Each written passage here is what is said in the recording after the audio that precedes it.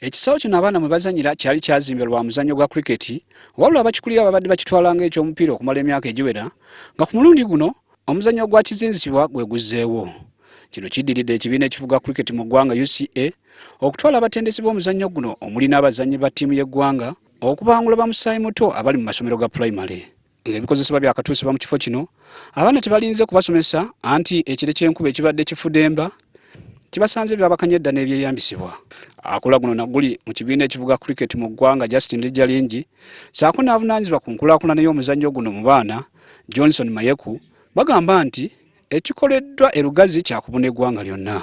Sukira ddala lwaliyo tuwona Lugazi omukisa okuba nti rolling out entandika ya kuyigiriza abaana Lugazi cricket.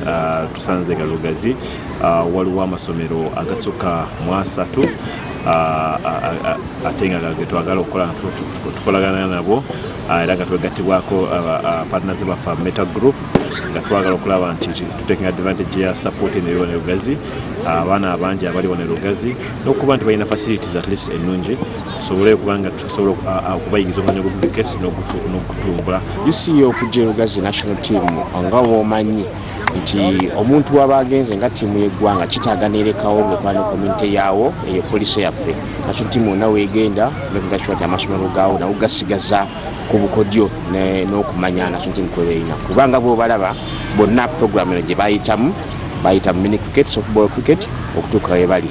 Amasomero agasoose okuganyulwa mu nkola eno mwe muli Lugazi East ne Lugazi West, Lugazi Community, Lugazi Umeya ne St Peter's Church Primary School. Enteekateeka eno yeetabiddwamu n'abatendesi ba ttiimu y'eggwanga era entegeka weeri ey'okulaba nga okubangula bamusaayimuto etwalibwa mu biseera eby'oluwummula. Kampuni y'amadivaani yeewomye omutwe mu kusaawa omusomo guno. Frank Serugo, WSTV, Kampala.